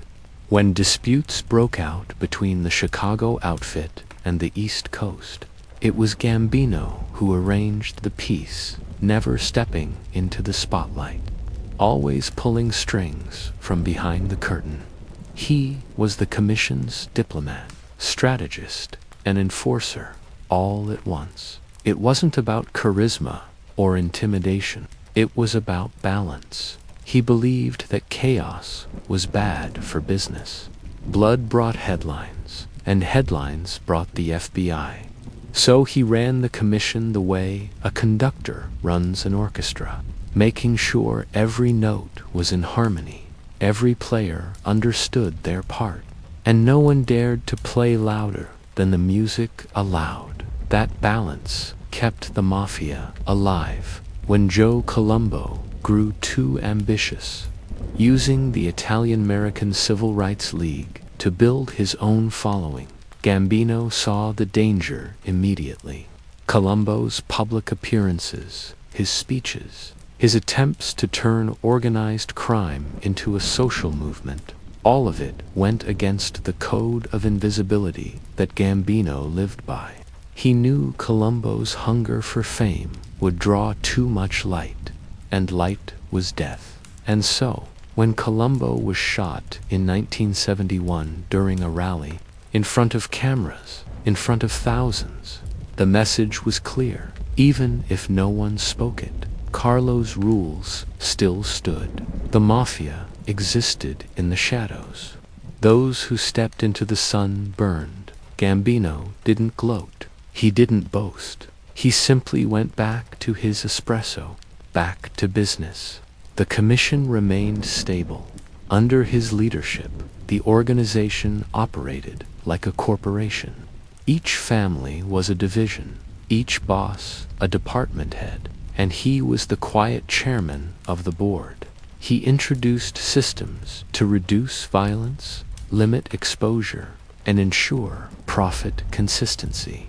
He encouraged diversification, moving beyond the streets into legitimate fronts, trucking companies, construction firms, and the unions that controlled them all. Every dollar that flowed through New York, from the docks to the skyscrapers, touched Gambino's influence in some way. And yet, he never left Brooklyn. He didn't live like a king. He lived like a bookkeeper. He'd walk the same routes, eat at the same table, and attend Mass every Sunday. His neighbors thought he was just another quiet old man who liked gardening. That was his camouflage, ordinariness. But behind that ordinariness was an empire of whispers, meetings with the Lucchesi, the Colombos, the Genoveses, all done in coded language, always face to face, never on the phone. He rarely spoke directly about business. Instead, he'd use metaphors. The garden needs pruning, he'd say, when a rival needed removal. The bread is rising too fast when someone got greedy. His men understood every word. The FBI didn't. That discipline kept him alive and free. The Bureau, desperate to bring him down, spent years tailing him. Agents would sit for days outside his home, watching him move from one room to another, never catching him saying or doing anything illegal. "The man's a ghost," one agent reportedly said. "He's running the country, and he doesn't even leave the block." And it was true. By the early 1970s, Carlo Gambino had become the de facto leader, not only of the New York Mafia, but of the National Commission. Even Chicago deferred to him on certain matters. He was, in every sense, the godfather of America, though he would have despised the word. He hated the glamour, the fiction, the movie-like idea of what they were. To him, the Mafia wasn't about glory.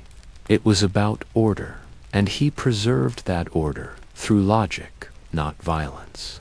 When internal conflicts threatened to erupt, such as disputes between the Lucchesi and Bonanno families, Gambino handled them personally. He'd summon the involved parties, listen to both sides patiently, then make a decision that benefited everyone just enough to keep them loyal.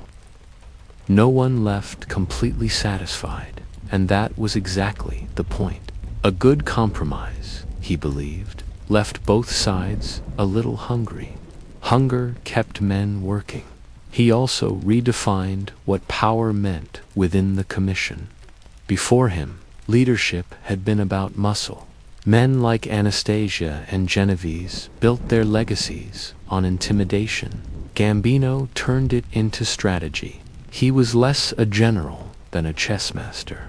He saw every man, boss, soldier, politician, cop, as a piece on the board.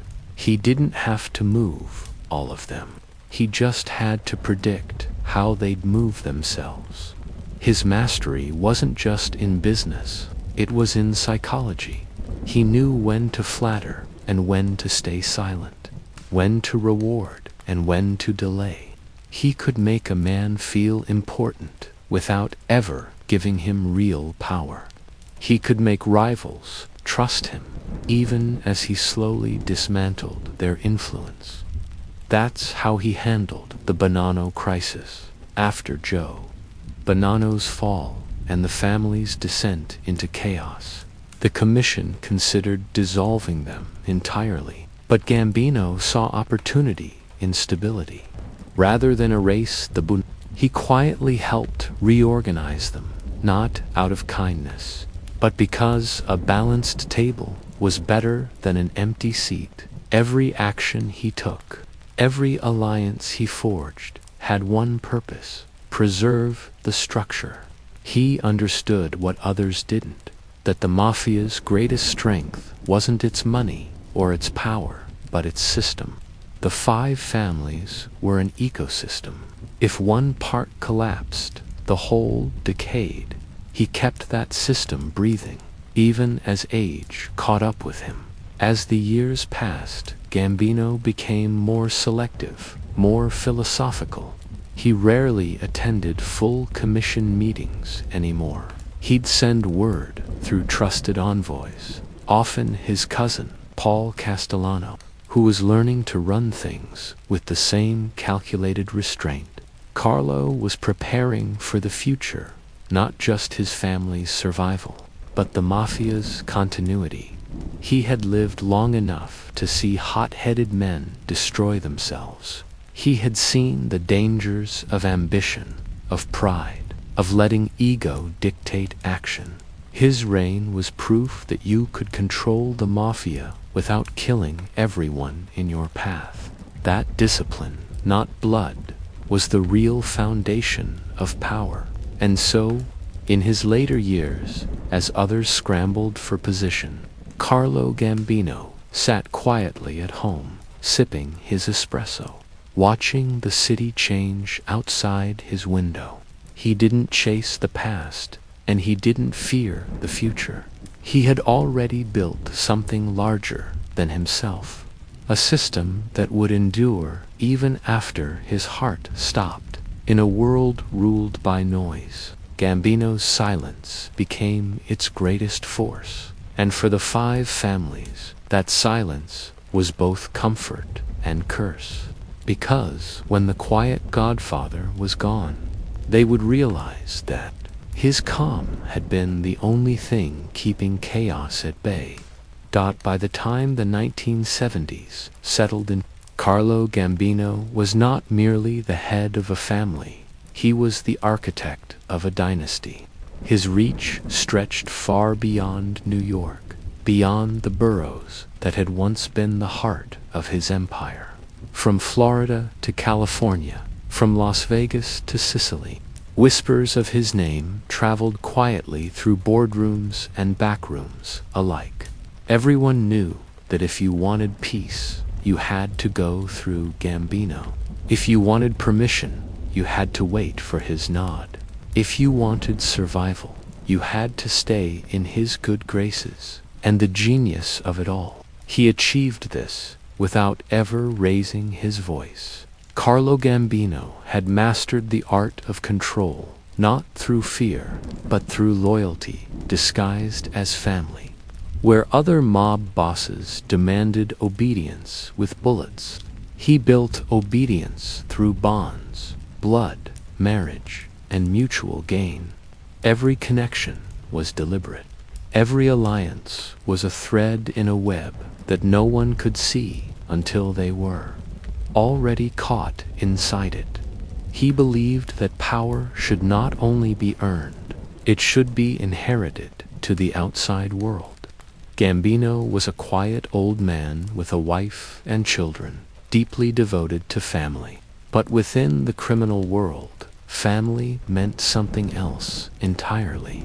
It meant structure, hierarchy, discipline, a network of men bound by rules older than the city itself.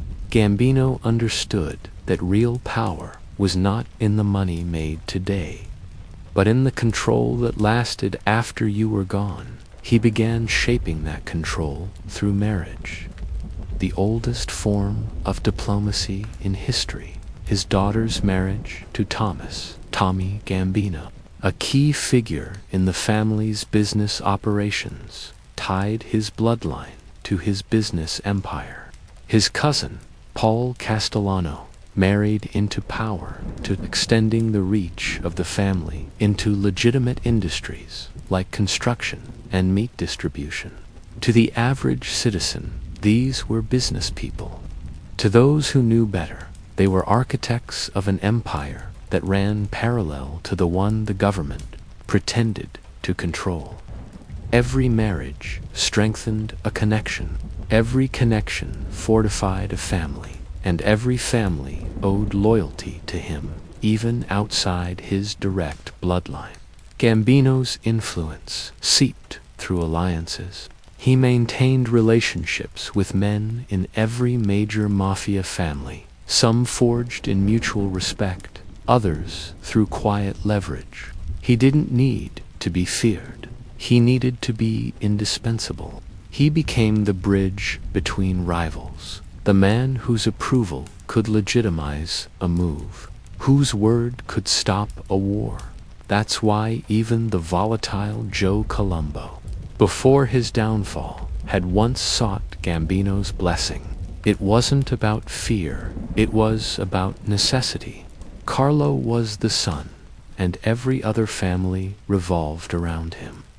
Knowingly or not, unlike men such as Vito Genovese or Albert Anastasia, Gambino never overreached. He didn't dream of dominating the world through chaos. He wanted to build a structure so stable that even when he was gone, no one could tear it down. And in many ways, he succeeded. Through the 1970s, his network extended far beyond the East Coast. He had allies in Florida managing gambling operations, partners in California laundering money through entertainment companies, and connections in Las Vegas casinos that funneled quiet streams of profit back to New York. Even the Sicilian Mafia recognized his authority, maintaining mutual respect across the ocean. But Gambino's control wasn't just geographical, it was psychological. He knew how to make men feel secure under his rule. He didn't rely on intimidation. He relied on predictability. If you followed the rules, he protected you. If you broke them, you disappeared, quietly, efficiently, without spectacle. That consistency made him both trusted and feared. The way a storm is feared, not for its violence, but for its inevitability. Inside his own organization, he was a father figure. To his capos, he was the man who always listened before he spoke. He treated them like sons, but sons who knew that one act of betrayal would make them ghosts. That was the paradox of his leadership. Love wrapped in absolute control.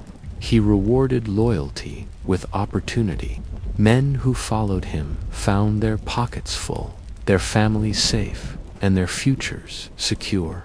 But he also had an uncanny ability to detect weakness.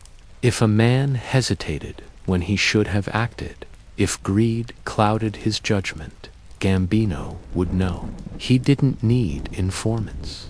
He read people like books. His empire thrived on discretion. Every operation, from gambling to labor racketeering, ran like clockwork. Unions were controlled through trusted intermediaries, ensuring that no strikes or disruptions happened without the family's approval. Construction contracts were influenced at every level.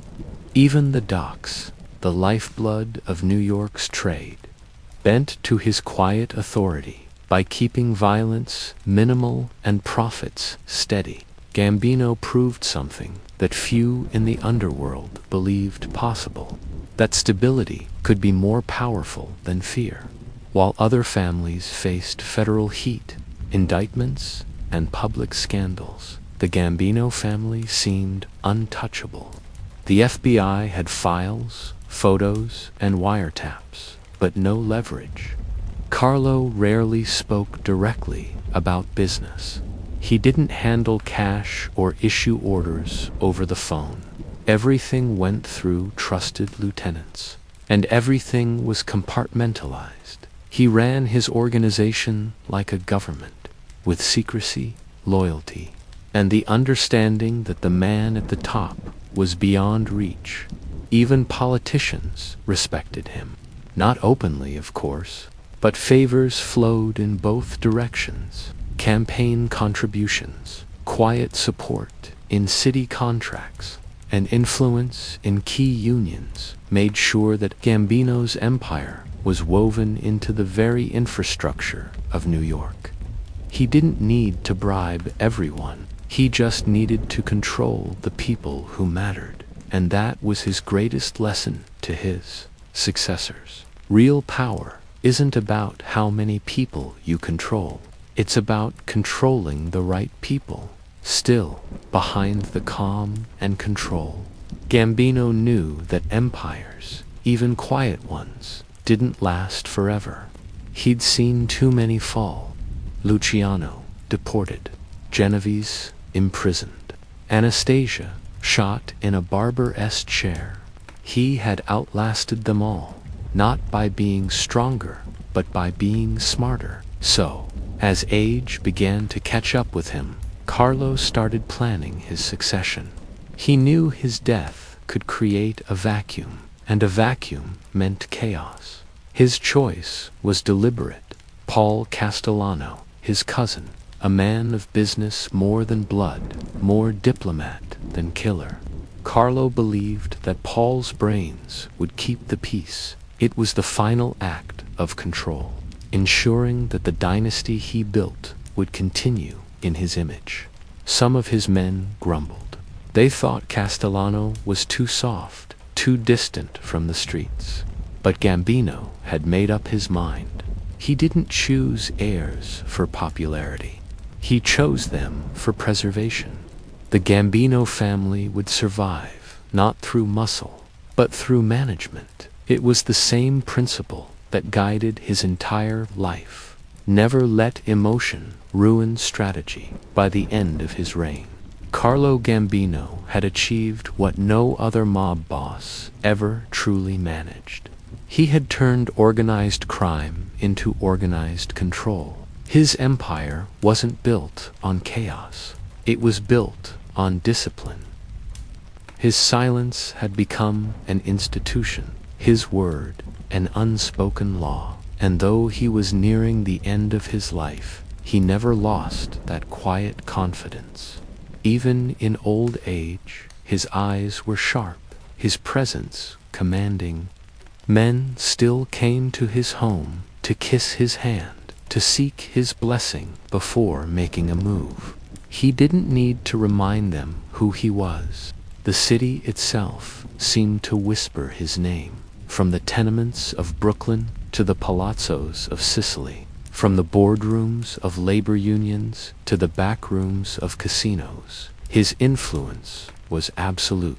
He had united blood, business, and belief into one seamless network, a structure so intricate, so disciplined, that even after his death, it would continue to run on the momentum of his design. He had built not just a family, but a dynasty, a lineage of quiet kings, and like every true ruler of men, he knew his legacy wasn't in what people saw him do, but in the world that continued to move according to his invisible hand. The old Sicilian bosses were fighting to control territory in Brooklyn and Manhattan, while waves of Italian immigrants flooded the city. Violence was everywhere, from the docks to the speakeasies. But to Carlo, it was an opportunity disguised as disorder. He took work where he could find it, on loading docks, in small rackets, anything that let him observe how power moved in this new world. And what he saw was simple. The men who rose too fast, who made too much noise, were the first to fall. The real survivors were the ones who stayed unseen until it was too late to stop them. In the bars and back rooms of Little Italy, Carlo met men who would shape his future, and men who would one day fall by his hand. Among them was Salvatore Toto d'Aquila, one of the first mafia bosses in New York, who ruled his territory with quiet precision. Gambino studied him like a scholar studies scripture. D'Aquila wasn't loud or flashy. He was deliberate, calm, and feared because no one ever saw him coming. That style of leadership imprinted itself deep in Carlo's mind.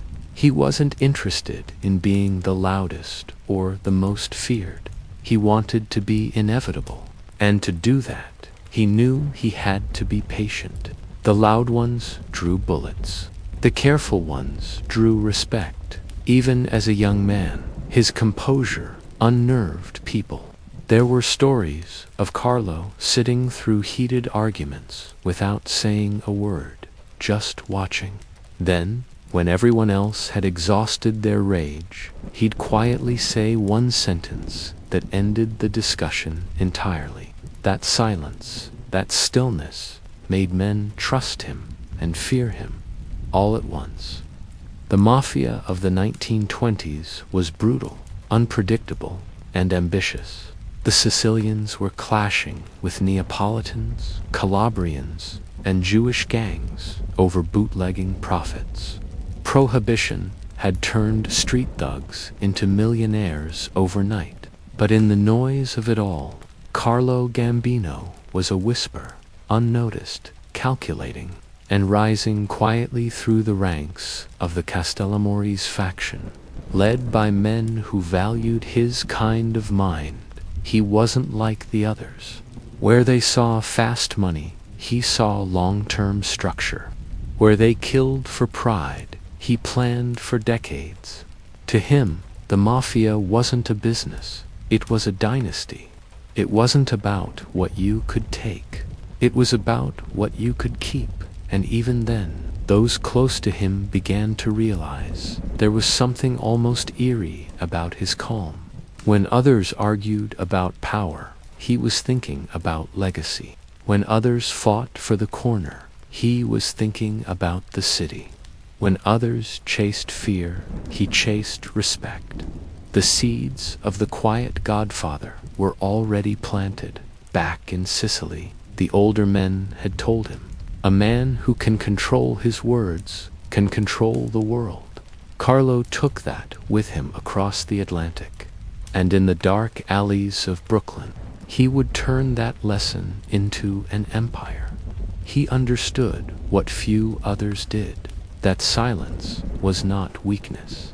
Silence was strategy, and for a boy who learned early that words could be weapons, the choice to stay quiet wasn't fear, it was mastery. Every move, every alliance, every betrayal yet to come would trace back to this truth he carried from Sicily. Power doesn't shout, it listens. The Atlantic was endless, gray, swollen, and indifferent, somewhere between the old world and the new. A 19-year-old Carlo Gambino stood on the deck of a ship that carried more dreams than cargo. Around him were faces hardened by salt and hunger, men clutching rosaries, women holding children who wouldn't remember Sicily but would inherit its ghosts. The wind was sharp, the air metallic, and the sky hung low, as if warning every soul aboard, you may survive the ocean, but you'll never be free of what you bring with you. Carlo didn't talk much during the voyage. He didn't need to. His kind of silence drew people in, that calm stillness that made others feel like he already knew what they didn't. When the other young men played cards or sang to drown out the boredom, he simply sat near the stern, watching the sea and thinking. He wasn't running from Sicily. He was running toward something. Opportunity, structure, control, the kind of power his island had taught him to revere but never truly gave him. He thought about his father, about the men who whispered late at night in the kitchen when they thought he was asleep. He'd heard words like honor, vendetta, obligation. He'd seen how men disappeared, how wrongs were settled, not in courts, but in quiet fields. Sicily had shaped him, not with wealth or education, but with rules written in blood. But America was supposed to be the land where a man could build something from nothing, where the codes of the old world could find new soil to grow in. And Carlo, small, silent, calculating Carlo, would become their most perfect gardener. When the ship finally docked in New York Harbor, the passengers pressed against the rails to see the skyline. The Statue of Liberty gleamed faintly through the fog, and people wept openly. But Carlo didn't weep. He just stared. The sight wasn't freedom to him, it was strategy. So this is where the game begins, he thought. The others saw hope. He saw an opportunity. He disembarked with a small satchel and a false name. Vincenzo, his cousin's identity, used to slip past the quota restrictions. The moment his shoes hit the dock, the noise of America swallowed him whole. The shouts of dock workers, the hiss of trains, the stink of fish, sweat, and ambition. It wasn't beauty that welcomed him, it was chaos. And Carlo thrived in chaos. He followed a cousin's directions to a tenement in Brooklyn's Navy Yard, where the air was thick with coal dust and desperation. Every block was a different world. Irish, Jewish, Italian, each fighting for space, respect, and survival. Immigrants lived stacked on top of each other, entire families sharing one room, every meal stretched thin as hope. For most men, it was crushing. For Carlo, it was clarifying. This was the jungle, and he already knew the rules. He worked his first job unloading crates at the docks, his back breaking under the weight, his hands raw. But even then, he wasn't just working, he was watching. He saw which men controlled the jobs, which foremen took bribes to give shifts, which gangs controlled the piers. He noticed how money moved, quietly, from the envelopes in dock workers' hands to the pockets of men in better suits. In Sicily, power was local and personal. Here, it was systemic, a machine. And Carlo understood machines. He began associating with other young Sicilians from the Castellammarese townships. Men loyal, not by contract, but by bloodline and heritage. Among them, whispers of old country names floated in the air like sacred scripture. Maranzano, Bonanno, Lucchese. These weren't just men. They were blueprints for empires. And as Carlo listened, always listening, he realized something that would define his life. In America, the mafia wasn't survival anymore. It was industry. At night, in the cramped tenement kitchens, men would sit over wine and bread, telling stories of the bosses back home, how honor worked, how revenge was balanced with loyalty. Carlo spoke little, but when he did, his words carried weight. Even the older men stopped to hear him. This country, he said one evening, is different. Here, everyone wants to be the boss. The trick isn't to fight for it. It's to let them fight and walk over what's left. He was 19, but his tone made him sound like 50. That night, a man named Salvatore D'Aquila, one of the early power brokers of the Sicilian underworld in New York, took note. D'Aquila liked quiet men, men who didn't need to prove themselves with noise. He gave Carlo small tasks, delivering messages, running errands, collecting money from bookies who owed. It was low-level work, but to Carlo, it was a study in human nature. Every door he knocked on, every hand he shook, every lie he heard became a lesson. He wasn't earning money, he was earning understanding. By the mid-1920s, New York was bleeding from Prohibition's veins. The streets were rivers of illegal whiskey and blood.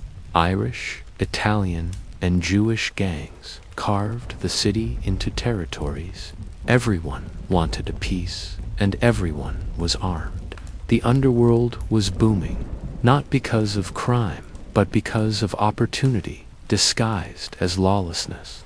And in the midst of that chaos, Carlo Gambino remained almost invisible. He didn't own nightclubs. He didn't drive flashy cars. He rented modest rooms, wore plain suits, and always paid in cash. But behind the stillness, he was moving, aligning himself with the Castellammarese faction, led by men like Salvatore Maranzano and Joe Bonanno, who sought to organize the Sicilian families against the older, more chaotic gangs. The stage was being set for what history would call the Castellammarese War, a bloody struggle for control of the American Mafia. And though he was still young, Carlo was already thinking several moves ahead. He saw what others didn't, that the Mafia's problem wasn't competition, it was pride. Every boss wanted to be king. Every soldier wanted to be feared. It was all noise. Carlo understood something simpler. Kings didn't need to be seen. Kings needed to be obeyed. He would rather command from the shadows than die in the spotlight. In those years, he forged one of the most important relationships of his life with Vincent Mangano, an older, more experienced mobster who admired Carlo's restraint. Mangano brought him into his circle, the Brooklyn docks operations that would later evolve into the Gambino family itself. The young immigrant had found his footing, not through violence, but through discretion. He made himself indispensable by never being the problem, only the solution. Carlo's rise was subtle, like water eroding stone. He didn't take power, he absorbed it. When rival crews fought over bootlegging routes, he negotiated quiet truces. When money went missing, he found it without assigning blame. The years crept up quietly on Carlo Gambino, just as quietly as he had ruled. Age softened his voice, but not his mind. His walk slowed, but his eyes still carried the weight of 1,000 unspoken commands. Even in his late 70s, when most men are thinking about grandchildren and rest, Gambino still thought in moves and countermoves, strategy to his last breath. By the late 1970s, the world around him had changed beyond recognition. The old mafia, the one built on silence, respect, and code, was giving way to a new generation. The young bloods wanted headlines, cocaine, cars, fame. They had no patience for diplomacy, no discipline for tradition. The streets buzzed with chaos again, not from war, but from greed. Gambino saw it coming like a storm he couldn't stop, only watch. He'd spent his life perfecting the art of invisibility. Yet now, his empire operated in a time where everyone wanted to be seen. The quiet back rooms had been replaced by bars, discos, and wiretaps. The FBI had evolved. More agents, more technology, more hunger for a trophy.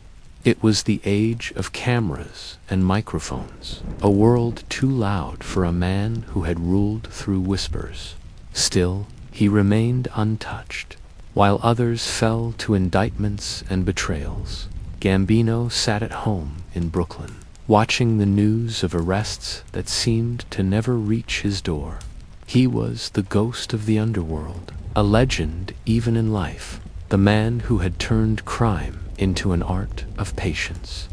He'd built his family like an empire of echoes, every decision, every connection leading back to him, but never revealing him. Even his bloodline was part of the design. His daughter's marriage to Paul Castellano wasn't just family, it was continuity. Through Castellano, Gambino ensured that his empire wouldn't die with him. But in his later years, even that plan weighed heavy. Castellano was smart, yes, but also proud, more businessman than street boss. Carlo respected that intellect, but doubted the heart. He feared that once he was gone, the younger generation would lose the balance between power and humility. He had ruled not because he was feared, but because he was trusted, and that trust had kept peace in a world built on betrayal. He would sit quietly on his porch some evenings, sipping espresso, listening to the sounds of Brooklyn. The streets had changed, but he hadn't. His men still visited, speaking in low voices, still deferring to him as if he were an emperor, and in a way, he was. Every word that left his mouth still rippled across the 5 families. There was no grand ending, no gunfire, no betrayal in the dark, just time. He began withdrawing more from meetings, trusting Castellano to handle the day-to-day. He didn't complain about his health, but everyone around him could see it, the slowing pace, the moments of fatigue. Still, even as age dulled his strength, it never dimmed his presence. His aura alone was command. Men twice as young still lowered their eyes when speaking to him. For all his power, Gambino was not sentimental. He knew every empire ends, but what mattered to him was how it ended. He had seen every great boss before him fall, Luciano exiled, Costello shot, Genovese imprisoned, Anastasia executed in a barbershop, and yet he remained. Not because he was the strongest, but because he was the smartest. Because he knew when to step forward and when to disappear. The old code had given him everything, and he never betrayed it. Honor, silence, family, respect. These were not just words, they were armor. They had kept him alive through wars, through betrayal, through decades of shifting loyalty. And as he watched the young mobsters flaunt their money and break their oaths, he must have known the end of that code would be the end of the Mafia itself. When he finally died, it was not in a hail of bullets or in a prison cell. It was in his own home, in his own bed, surrounded by family. October 15th, 1976. He was 84 years old. The newspapers said natural causes, but to those who knew, it was more than that. It was poetic. The last true dawn of the old world had left the stage exactly as he had lived. Quietly, completely in control. The news rippled through the underworld like a cold wind. There was no chaos, no fighting for his throne. Every man from Caparagim to Consigliere stopped and took a moment to recognize what had been lost. For decades, Gambino had been the balance, the voice that kept order when everyone else wanted power. The commission met shortly after. Paul Castellano, his hand-picked successor, took the reins. But even in that moment of transition, everyone felt the shift. Without Carlo's presence, the unity he'd built began to tremble. The quiet stability he'd enforced through fear and respect alike was irreplaceable. The age of restraint was over. His death marked the beginning of the end, not just for his family, but for the Mafia as a whole. The coming decades would bring indictments, betrayals, and the slow collapse of the organization he had ruled with such elegance. It was as if his passing had taken with it the last breath of an era. In the years that followed, stories about him became legend. Some said he had predicted everything that would happen, the fall of the families, the greed that would eat them alive. Others believed he had seen the future and chosen to leave before it arrived. Whatever the truth, one thing remained certain. No one ever ruled like him again. He was a king who never raised his voice, a ruler who conquered by patience. He proved that true power didn't come from violence, it came from control, and control in his hands was absolute. In the underworld, they still whisper his name with a kind of reverence. Not fear, not hate, respect. Because Carlo Gambino didn't just lead men, he taught them what leadership meant. He didn't seek glory, he didn't need fame. He simply was a quiet godfather in a loud world, a king who ruled without a crown. And when his story finally ended, The Mafia understood something it hadn't before, that power could die peacefully, too. He had lived by a code, and he had died by it. And in a world where legends usually end in blood, that was the ultimate victory.